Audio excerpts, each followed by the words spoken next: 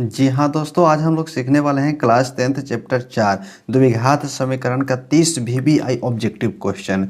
ये एक मित्र मेरे हैं जो इनका चैनल का नाम था अनु, उन्होंने कहे थे 3 और 4 चैप्टर का ऑब्जेक्टिव कराइए सर, और ज़रूर कराइएगा।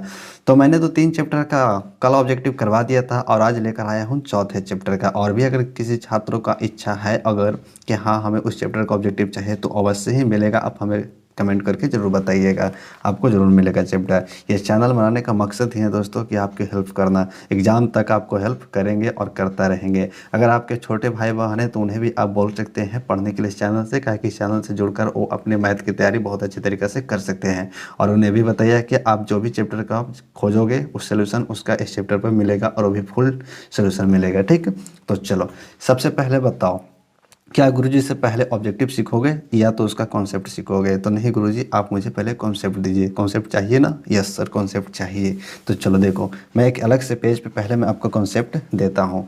हाँ, अगर वीडियो अच्छा लगेगा तो वीडियो को लाइक करना और चैनल पर पहली बार होगा तो चैनल को सब्सक्राइब करना। अभी तक नहीं किया हो सब्सक्राइब, अरे यार कर तो लो। कितना मेहनत तुम लोग लिए करते हैं तो भी तुम लोग सब्सक्राइब नहीं करते हो। सब्सक्राइब करते हो ना तो हमें क्या एक उम्मीद होता है, क्या बच्चे हमसे जुड़ रहे हैं, जुड़ते हैं बच्चे तो हमें और लालसा होता है पढ़ाने का कि जितना मैं पढ़ा रहा हूँ उससे बच्चे संतुष्ट हैं तो हमें और भी पढ़ाना चाहिए बढ़िया से।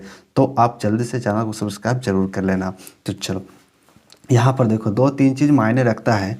ये द्विघात समीकरण जो है ना दोस्तों, द्विघात बहुपद का ही एक रूप माना जाता है। द्विघात बहुपद का ही एक रूप माना जाता है। देखो कैसे, मान लो यहाँ पर ही द्विघात बहुपद, कौन सा बहुपद है दोस्तों? द्विघात बहुपद। अब बताओ, द्विघात बहुपद का व्यापक रूप क्या होता है? ax² plus bx plus c, जिसका घात कितना होना चाहिए? 2 होना चाहिए।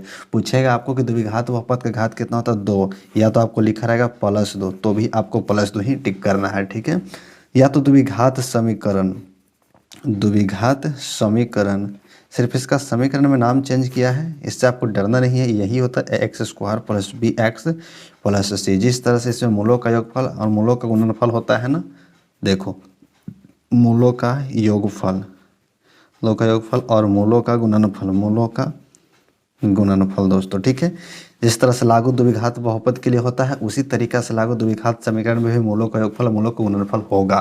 देखना, इस तरह से क्वेश्चन बनाया गया है, इसमें क्वेश्चन मिलेगा भी आपको इस वीडियो में। ठीक है, क्या कि आपको देखना है वीडियो तो अंत तक देखो यार, नहीं तो अभी भी चले जा सकते हो तुम। ठीक है, चलो यहाँ पर 2 सूत्र और देखना है आपको। क्या? पहले तो विविक्तर, विविक्तर है ना, विविक्तर या तो इसको बोलते हैं विवेचक। क्या बोलते हैं? विविक्तर या तो विवेचक। ठीक है, इसका सूत्र होता है v² - 4ac। ये बड़ा ही इंपॉर्टेंट है, इस ऑब्जेक्टिव बहुत ज़्यादा पूछता है। ठीक है, इसी पर ऑब्जेक्टिव अधिकतर सोल्यूशन होता है, इस आधार पर पूछा भी जाता है।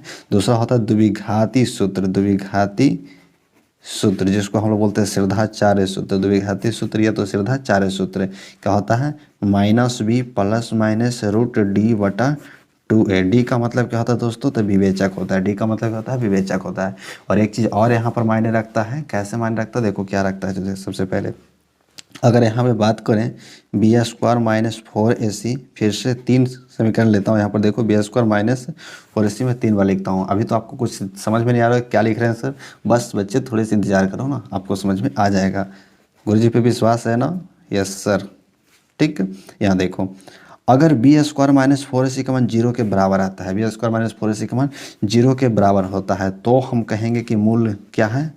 वास्तविक है। मूल वास्तविक है, वास्तविक और समान है, वास्तविक और समान, समान है। 0 के बराबर रहेगा तो वास्तविक और समान का रहेगा। ठीक है, उसके बाद देखो, अगर उसका -4ac का मान 0 से बड़ा हो, 0 से क्या हो? बड़ा, 0 से बड़ा होना चाहिए, 0 से बड़ा होना चाहिए। वास्तविक तो होगा, 0 से क्या है? बड़ा है, तो वास्तविक होगा। ठीक है, वास्तविक 0 से बड़ा होना चाहिए, सॉरी इधर के लिए हो, 0 से बड़ा तो इधर होगा ना, माफ़ कीजिएगा इधर होगा। ठीक है, 0 से बड़ा हो तो वास्तविक और भिन्न, वास्तविक और भिन्न होगा। यानी वास्तविक होगा, प्लस में मानेगा तो वास्तविक तो होगा लेकिन अलग अलग होगा। ठीक है, अगर b² - 4ac का मान 0 से छोटा हो, 0 से क्या छोटा, यानी इसका मान हो 0 से क्या होना चाहिए? छोटा होना चाहिए, तो क्या होगा? अवास्तविक हो जाएगा। अवास्तविक, अवास्तविक या तो हम बोलेंगे काल्पनिक। क्या बोलेंगे? सीधे काल्पनिक बोलेंगे। ये 3 स्थिति को आपको जानना बहुत ही जरूरी है, इससे प्रश्न को पूछा जाता है, तो याद रखना। चलो अब ले चलता हूँ मैं आपको ऑब्जेक्टिव वाले प्रश्नों पर। चलिए देखिए, आपका पहला ऑब्जेक्टिव आपको दिखाई दे रहा है? यस, हमें दिखाई दे रहा है सर। क्या है पहला प्रश्न? द्विघात बहुपद के शून्यकों की संख्या कितनी होता है? बता लो। बहुपद के मैंने बोला था कि बहुपद से संबंधित चैप्टर है, और द्विघात समीकरण बहुपद कहीं एक थोड़ा सा एक साथ ही है, ठीक है, मान लो।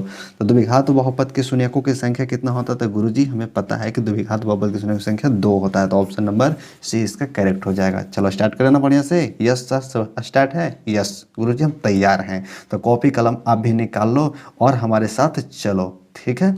मैं अपनी सोच बूझ से मैं आपको सही दिशा पर ले चलता हूँ। द्विघात बहुपद x square minus 2x plus 1 का शून्य क्या होगा? तो द्विघात बहुपद बोला है ना, तो देखो इसको आप गुणनखंड विधि से निकाल लो। 2x प्लस 1, ठीक है, एक्स स्क्वायर, यहाँ पे माइनस का x प्लस का 1, ठीक है, आएगा ना? हाँ यस सर, आएगा यहाँ पर, ठीक। चलो यहाँ से क्या करोगे, x कॉमन लोगे तो x माइनस 1 बचेगा, यहाँ पे से माइनस 1 कॉमन लोगे तो x माइनस 1, इसको बराबर में क्या कर लोगे, 0। शून्य का निकालना बोलेगा तो बराबर में 0 कर लेना। तो x माइनस 1 आएगा, फिर इधर भी x माइनस 1 आएगा। क्या आएगा? x minus 1। एक बार 0 रखेंगे x माइनस 1 के लिए, फिर x बार 0 x माइनस 1, तो x माइनस 1 बराबर 0 रखें तो x बराबर 1 है, साथ 1,1 आएगा। दोनों सेम है तो 1,1 आएगा। तो 1,1 कहाँ पे है दोस्तों? देखो 1,1 यहाँ पर तो नज़र नहीं आ रहा है, ठीक है। आप मान लो यहाँ पे मिस्टेकिंग हुआ होगा लिखने में, क्या कि गुणनखंड तो हमारा सही है, तो ऑप्शन इसको हम थोड़ा सा बदल लेते हैं, तो ऑप्शन 1,1 हो जाएगा, जो कि ऑप्शन नंबर ए। कभी कभी बुक में भी गलती छापता हूँ, वही ऑप्शन तो मैंने लिख दिया है। चलो मान लो कि गलती ही होगा, लेकिन हमारा बनाने का नियम क्या है? सही है, तो आंसर को हम सही कर लेंगे, ठीक। तीसरे प्रश्न, यदि अल्फा और बीटा द्विघात समीकरण के मूल हो तो x square plus x minus 2 बराबर 0, तो 1/अल्फा प्लस 1/बीटा का मान क्या होगा? द्विघात बहुपद में भी इस तरह के प्रश्न को मैंने हल करवा कर दिखाया था, ठीक है। चलो देखो, इससे भी आपको क्या निकालना है? सबसे पहले देखो इस तरीका से, पहले इसको भिन्न का जोड़ है ना, तो इसको भिन्न का जोड़ करके देखो क्या आता है, अपने आप पता चल जाएगा। एलसीएम लगो तो अल्फा इंटू बीटा आएगा, अल्फा से अल्फा कैंसिल तो बीटा, और बीटा से बीटा कैंसिल तो अल्फा। अर्थात है दोस्तों शून्यकों यानी मूलों का योगफल और मूलों का गुणनफल आ रहा है, मूलों का योगफल और मूलों का गुणनफल। तो मूलों का योगफल देखो यहाँ पर से a यहाँ पे b यहाँ से c यहाँ से, a का मान कुछ नहीं तो 1, b का मान भी कुछ नहीं तो 1, c का मान -2। तो मूलों का योगफल अल्फा प्लस बीटा का फॉर्मूला क्या था? -b/a होता है, -b/a। तो यहाँ से देखो b का मान कितना 1 है, तो -1, और a का मान भी 1, अर्थात -1। अल्फा इंटू बीटा बराबर क्या होता है? c/a होता है। c का मान कितना है? देखो यहाँ पर -2 है, और बटा में 1 करेंगे तो -2, ठीक है। अब यहाँ पे वैल्यू को पुट करो, अल्फा प्लस बीटा का मान कितना? -1, अल्फा इंटू बीटा का मान कितना? -2, माइनस माइनस खत्म, अर्थात 1/2। तो 1/2 कहाँ है दोस्तों? ऑप्शन नंबर ए इसका करेक्ट कर लेंगे हम लोग, सही, ठीक है।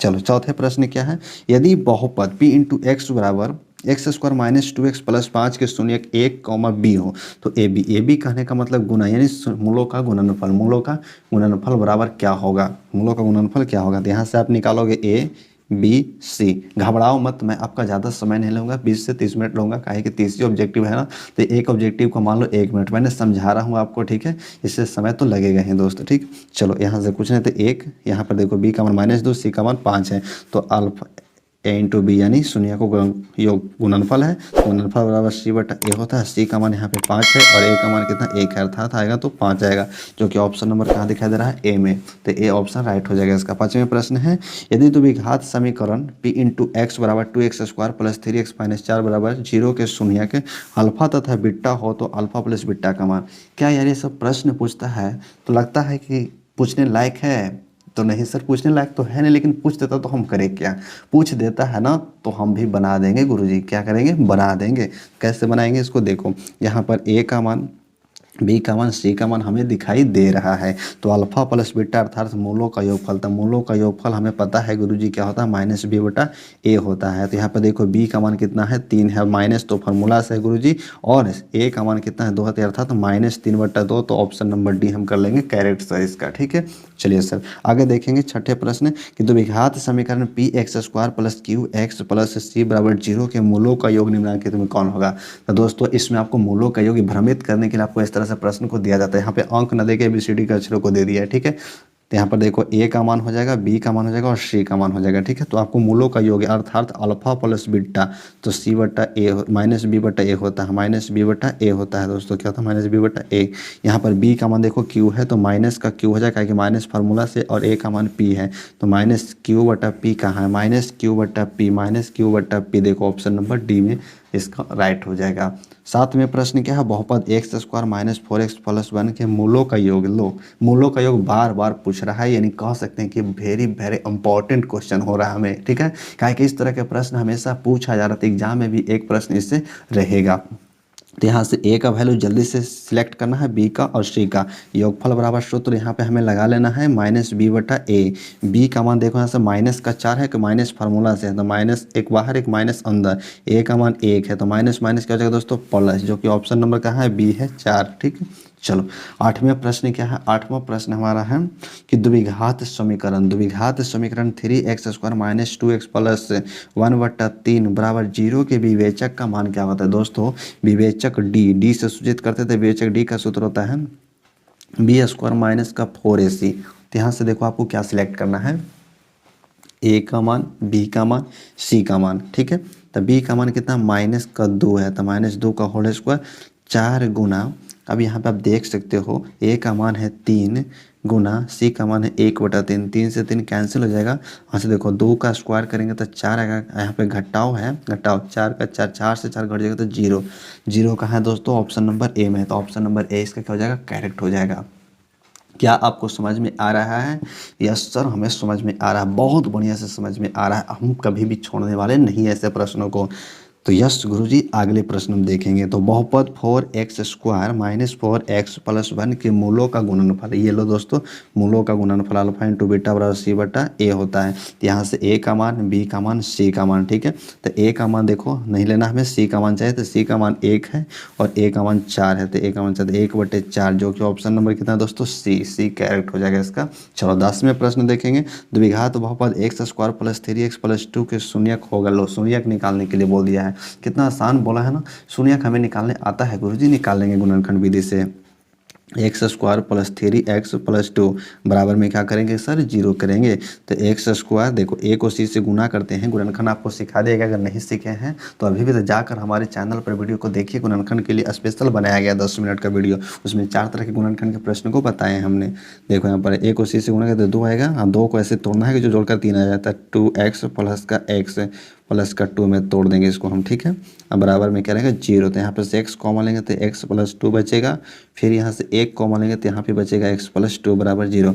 अब यहाँ से x प्लस 2 को कॉमन कर लेंगे तो x प्लस 2 और इधर बच जाएगा x और इधर बचेगा प्लस का 1 बराबर 0। दोनों के लिए 0 है, तो दोनों प्लस में है, तो दोनों का मान माइनस में आ जाएगा, किस में आ जाएगा, माइनस में। तो -2 का मान -1, -2 का मान -1, जो कि ऑप्शन नंबर कितना दोस्तों, डी। ऑप्शन नंबर डी क्या हो जाएगा, करेक्ट हो जाएगा।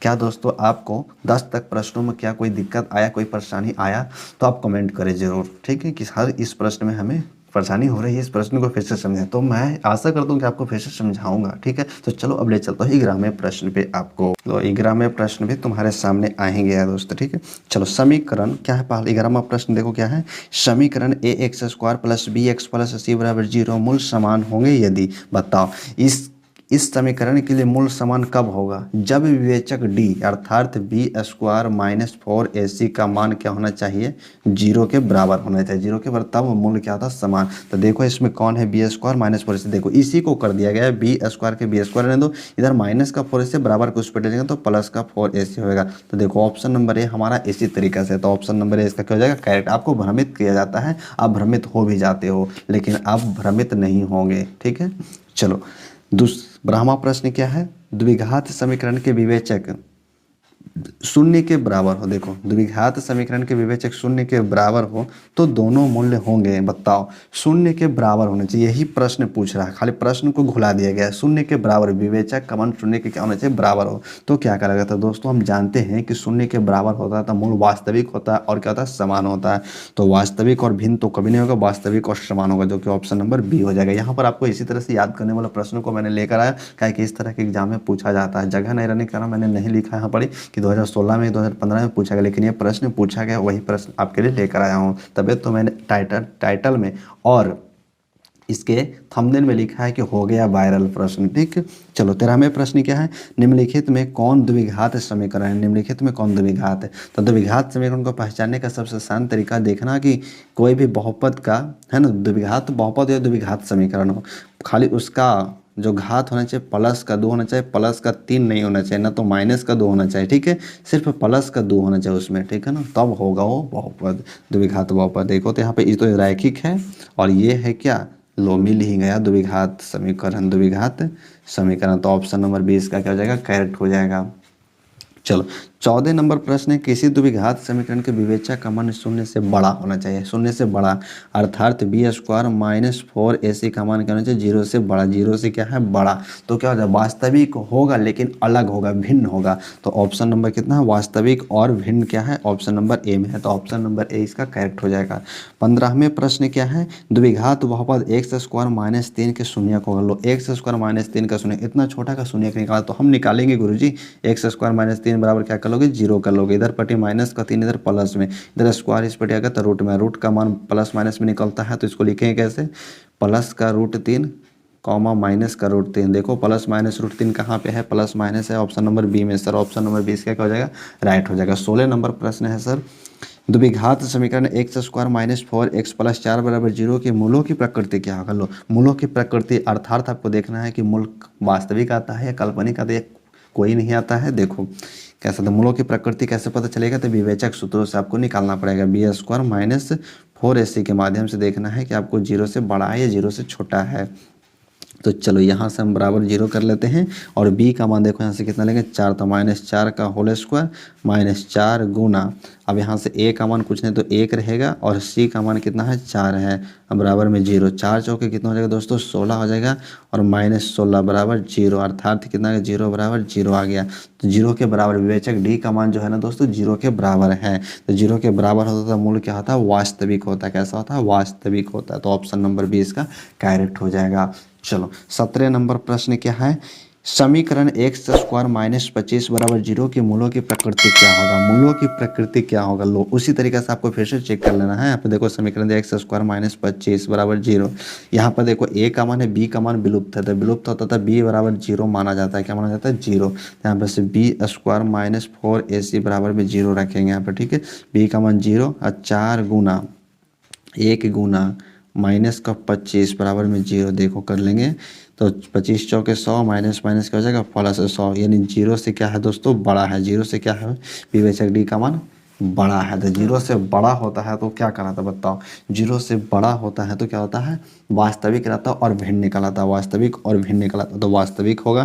देखो वास्तविक है, काल्पनिक है, वास्तविक और काल्पनिक, इनमें से कोई नहीं, तो वास्तविक हो जाएगा। ऑप्शन नंबर ए इसका करेक्ट हो जाएगा। चलो 18 नंबर प्रश्न है कि समीकरण, यहाँ पे देखो समीकरण a x square plus b x plus c बराबर जीरो का विवेचक क्या है।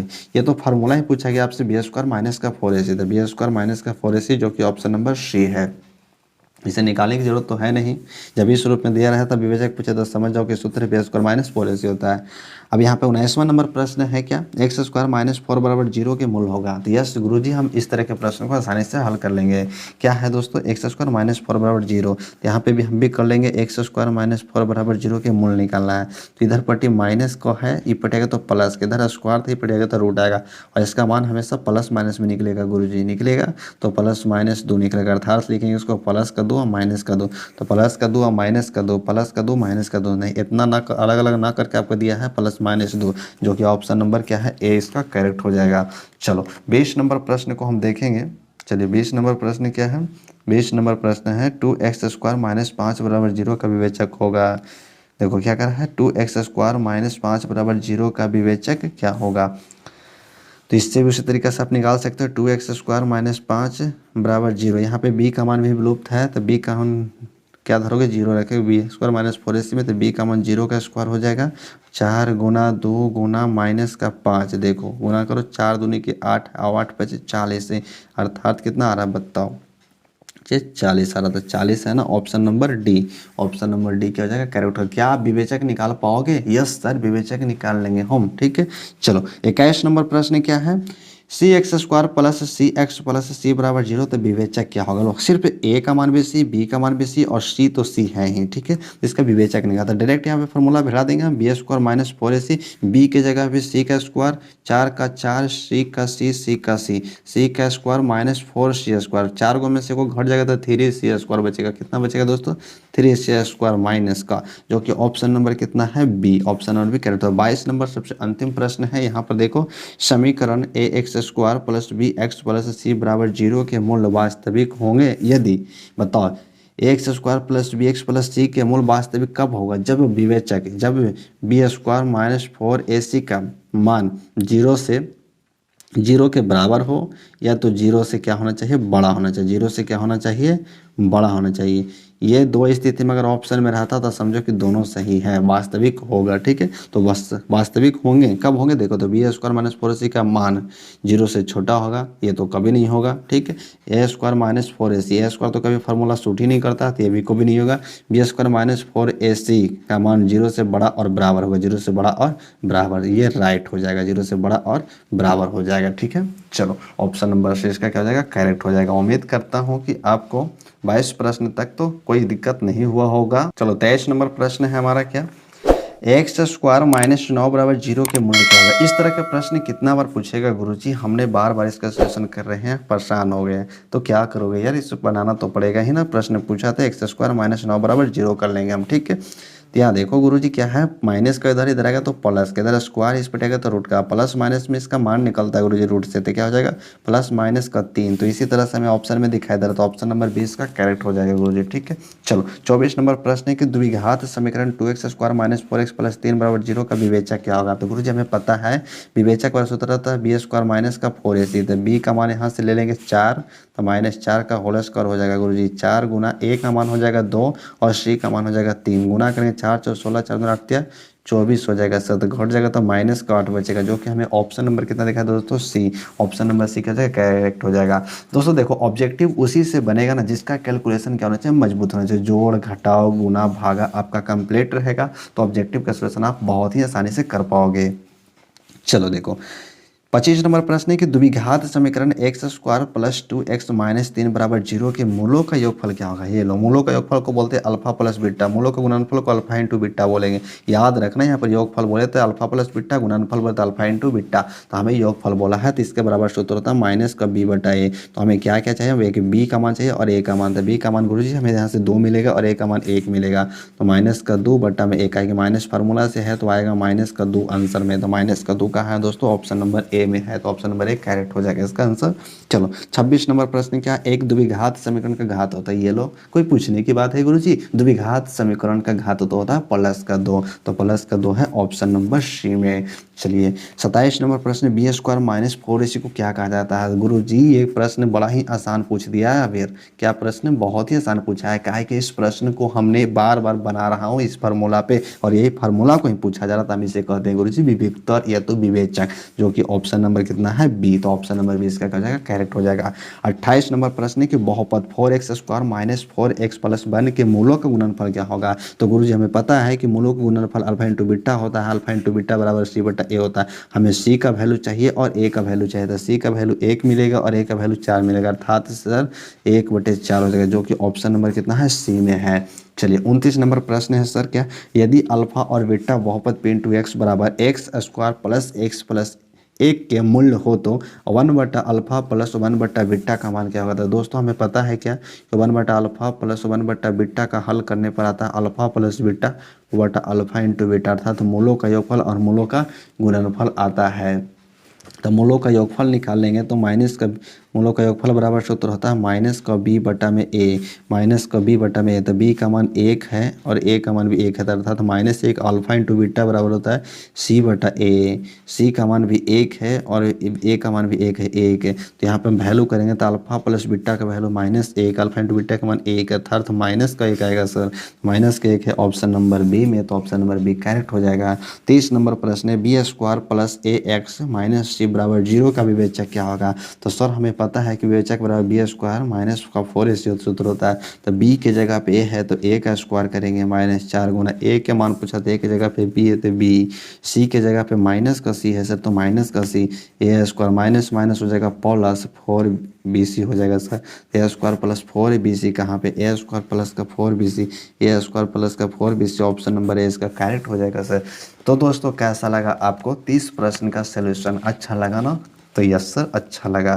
तो इस वीडियो को लाइक करो और चैनल को अभी तक सब्सक्राइब नहीं किया तो चैनल को सब्सक्राइब जरूर करो और हमें इजाज़त दे। मिलेंगे आपको इसी तरह के इंटरेस्टिंग वीडियो लेकर नेक्स्ट वीडियो में। अगर आपके मन में अभी भी कोई चैप्टर का सवाल अटक रहा है तो आप कमेंट कर दें झट से, घबराएं नहीं, ठीक। तो चलो हम चलते हैं, अब इजाज़त दो हमें, नेक्स्ट वीडियो मिलेंगे, तब तक के लिए धन्यवाद, थैंक यू, जय हिंद, जय भारत।